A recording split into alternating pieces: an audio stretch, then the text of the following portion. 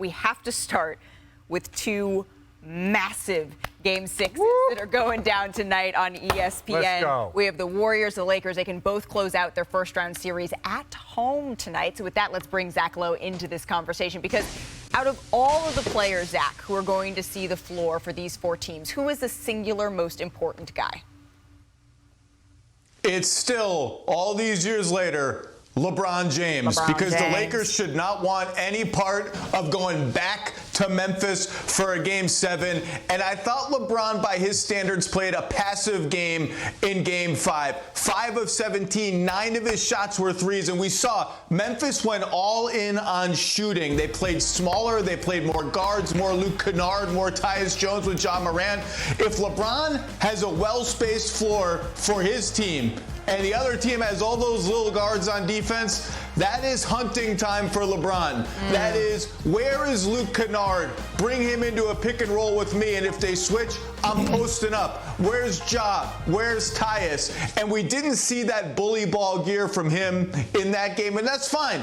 That's the luxury of a 3-1 lead with Game 6 at home. He's 38 years old. He's played more minutes than all but one guy in the history of the league. But tonight, I expect to see that guy come out if Memphis plays small like that again and try to pound the Grizzlies into that good night in the playoffs. Okay, so Sinead, this can be the most important player from any of the games tonight, any of the four teams. Who are you taking? Yeah, if we thought about the big scheme of things, the big picture, obviously LeBron James, but specifically, this is Game 6. And who was built for Game 6s?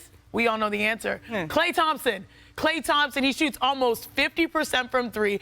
The Warriors, they sort of had a lot of drama in this series. And if he's able to show up in his Game 6 Klay version. Oh, Game 6 Klay version. I mean, well, no way. You said Game 6 Klay. You said the magic word. So let's just remind the people, the magnum opus. It was 2016, Sinead, 41 points, a record 11 three-pointers. Big win here to keep their series alive, their season alive at this point. And then we keep it pushing today because it's 2018. Down 3-2 to the Rockets, and Klay Thompson has 35 points, 9 triples in a 29-point blowout. I mean, my goodness, look at young Klay Thompson. Young Klay. And then last postseason, of course, helped close out the Grizzlies. High 30 points, 8 threes. The Dubs won by 14. I'll let you get back to your point, Sinead. Yeah, I mean, I get the logic. I get the takes. But right here, this is all about vibes. This is all about feelings. This is all about emotions. He's made this a thing. Klay Thompson showing up in Game 6. You see the numbers right there. 48% shooting from three. That is wild. And so looking at this, just for fun, that's something fun to follow tonight. It's going to be fun unless you're on the other side. Well, that's true. Sorry, I still love the Light the Beam crew. Who are you looking at, Ferg? I'm going with the other. Okay, like we could easily pick out. Yeah. No, but what I'm saying is, let me finish. Okay, let me finish. We can easily pick out the superstars and the stars, but we know it's going to be an unsung hero in one of these games that are going to help one of these teams elevate and get the win. And I'm going with Dennis Schroeder. When I look at the Los Angeles Lakers and I look at this series, Desmond Bain and Ja Morant has had it their way on the perimeter. And no offense to D'Angelo Russell. I believe he can provide an offensive spark, but he's not Dennis Schroeder when it comes down to being a pest on the defensive end, picking up 94 feet, being able to at least contain Ja Morant in certain points of the game, even Desmond Bain.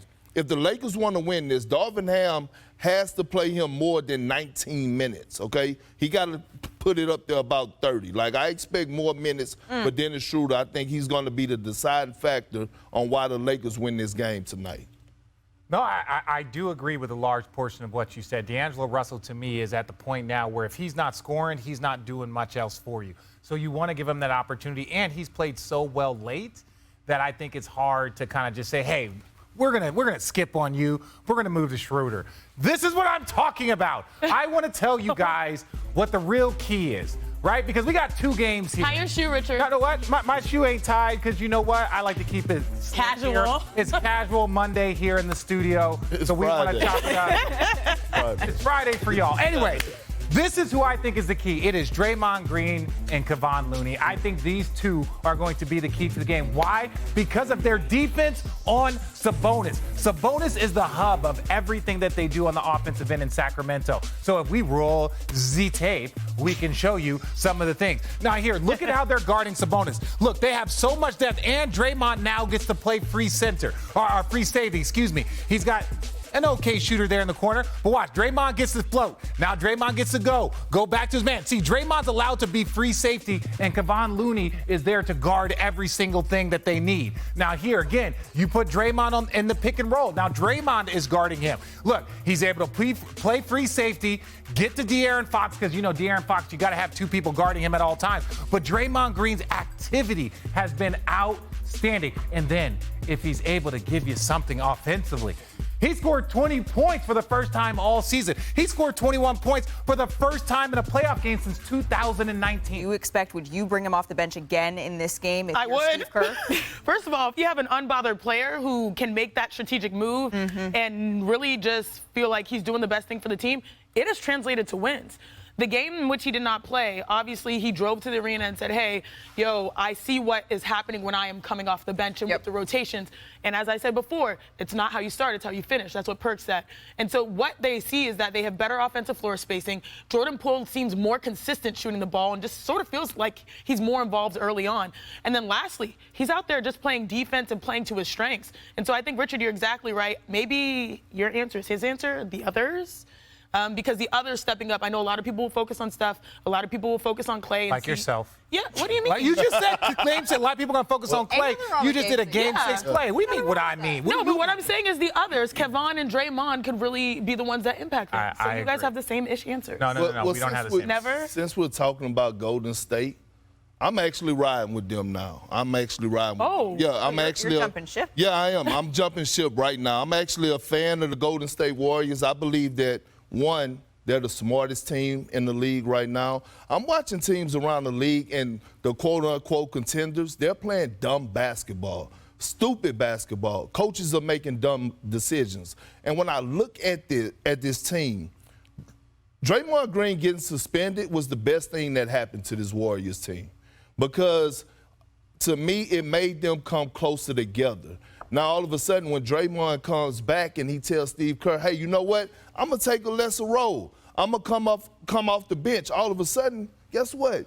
The energy kind of changed in the locker room. And all of a sudden, you give a certain level of confidence to Looney to go out there and be the best version of himself. And I'm actually loving the six-man Draymond. They might need to ride with that through the rest of the playoffs because, again, it's not who starts, it's who finishes. So when I'm looking at them playing, Klay shot making, along with what Steph has been doing, looking like arguably the best player in the playoffs outside of Jimmy Butler, I just don't know if the team have the depth, the intelligence, and the sacrifice to beat this team in a 7-game series. Well, look, I get what you're saying, and sometimes I think when the situation happened with Draymond at the beginning of the year, it did break the team apart. Like that's what they haven't been disjointed.